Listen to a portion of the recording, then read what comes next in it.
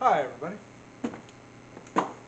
I figured I'd do a little unboxing video for you today. I just ordered a couple new scopes for my AR-15 platform rifles. This is my 223. As you can see, it's already got a scope on it. It's some offshoot ACOG scope. It's not what's the word I'm looking for? Good. This was probably around 70 bucks off Amazon. Like I said, it's just a knockoff wannabe ACOG scope. And the reason I say it's not good is when it comes down to the features of this scope, it does have a couple nice features in that it's got a pretty cool fiber optic illuminated reticle inside of it, and it's a nice fixed 4-power, which is all I want. It's a basic little scope. But the problem with it is, when you zero a scope, you use it, the knobs on the sides, top and side, to zero it in. On this one, as you might be able to see, or you might not, considering my hand-eye coordination is a little off right now. That's the knob to move the reticle left and right. What it doesn't have on it, it does have an R indicating right. However, what it doesn't tell you is, do you rotate it to the left to go right, or do you rotate it to the right to go right? Counterclockwise or clockwise? That seems pretty straightforward and pretty easy to figure out. You know, you just take a shot, maybe put it in a bench, and take a shot and click it and find out where it's going. The problem is with this scope, whatever direction you're clicking it doesn't seem to have anything to do with where the reticle goes. Now you might say this is all me. I paid, what was it, 70, 80 bucks for the scope. I think it was 70, 69, 70, somewhere around there for this scope. Wasn't really expecting a heck of a lot out of it, and honestly didn't get it, so I'm not really too upset. Lesson learned is what I would say about that scope. So what I did was I went on to Amazon again and got myself a couple of little tactical scopes from a company called Monstrum. Now they're fairly new from what I can tell. A lot of reviews on them already. They're supposed to be good for the money, but honestly the only real reviews I've seen of them are online for a first focal plane scope that was long distance. Now in this case, I don't really want it to be first focal plane. I didn't even really want it to be multiple magnifications. Like I wanted a single fixed power. Like that one, the cheap crappy scope that I got, it's just a fixed 4-power scope. That's kind of all I really wanted. The maximum shots I should be really taking with these scopes and these rifles are about 100 yards. So you don't really need much beyond 4-power magnification to hit what I'm aiming at 100 yards. But in this case, I decided to spring for some mildly updated hardware in that they are multiple magnification, and as you can see, they're color coordinated. In this case, I got this one to go with my 300 Blackout. The 300 Blackout, as you can see, has some flat dark earth furniture on it and a wacky little paint job on the lower receiver. It also gets flat dark earth magazines. I did that so you couldn't really screw it up with the 223. You can see 223 all black, except for weirdly the bolt and carrier assembly, which does sort of have a burnt gold color to it now that it's dirty. But 300 Blackout, the main thing that anybody who is being honest will tell you is that when it comes to 300 Blackout, the main thing you do not want to do is take a 300 Blackout cartridge, throw it into a 223 and try to fire it. It will explode all over the place. I mean, it is bad. On the other side of it, you don't want to put a 223 inside of the 300 Blackout either. Either way, it doesn't equal up to anything good. So that's why, like I said, color coordinating a little bit. I mean, not well, obviously. The scope's color doesn't really match any other color on here, but it is different, and that's what I was going for.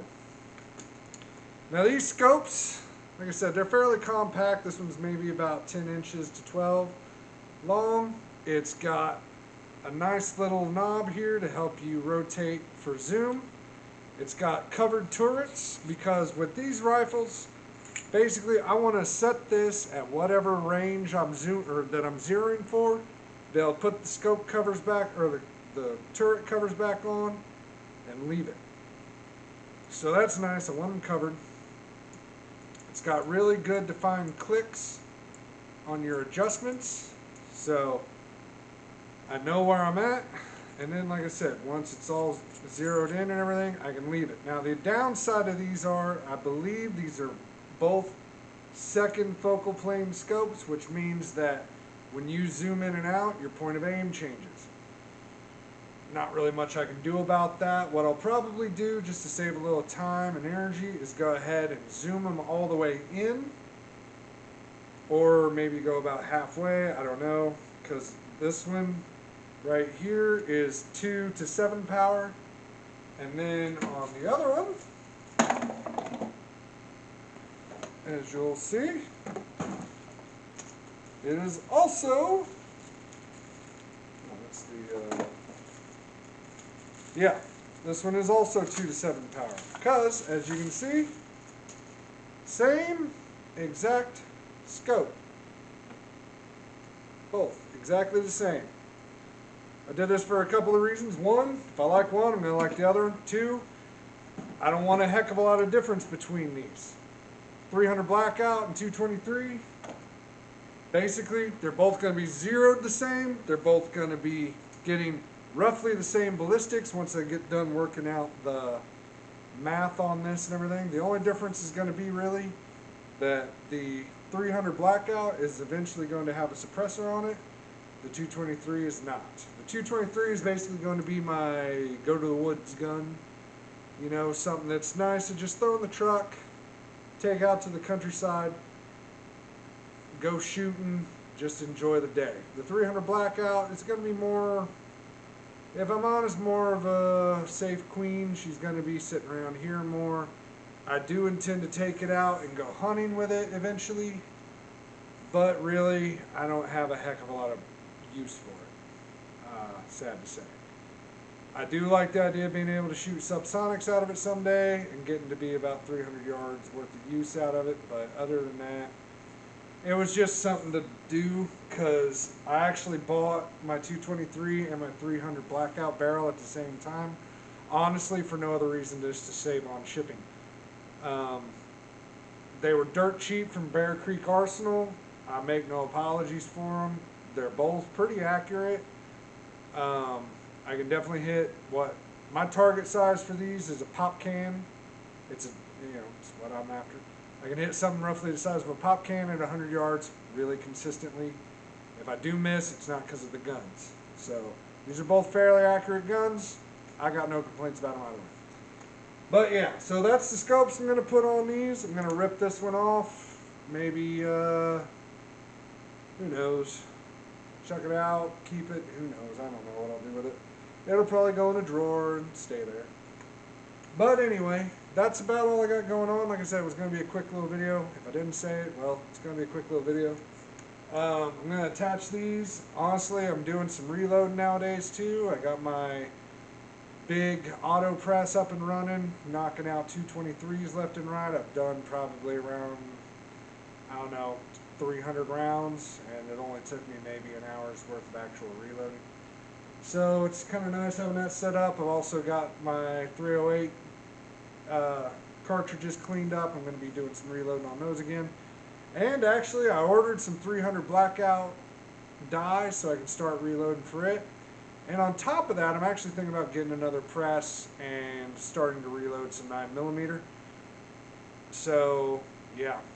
All that will be coming up once I actually get on it. I'm going to start filming my 223 builds on the big auto press so people can get a sense of what that's up with, or what's up with that.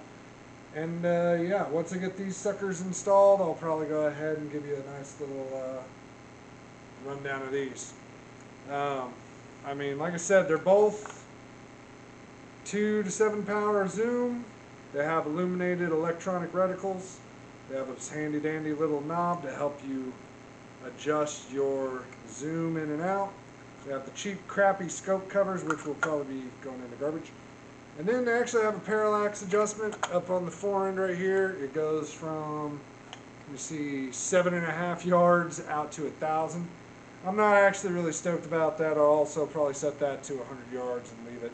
What your parallax is basically it's the thing inside the scope that lets your objective, like your target, and your crosshairs both be in focus at the same time. It's a nice little thing to have, but honestly, with something short range like this, it's not the best thing to have. So we'll see how I like it. Hopefully I like both of these scopes. Hopefully they work out pretty well for me. I really want to get everything set up and head out to a range and actually use some of this stuff so you guys can see what's going on. But sadly, I don't really get to go out and shoot as much as I'd like, so who knows when that'll happen. But anyway, like I said, until next time, thanks for watching, the 2 or 3 of you that do, and yeah, I'll keep you posted on anything else interesting that happens. Talk to you later. Bye.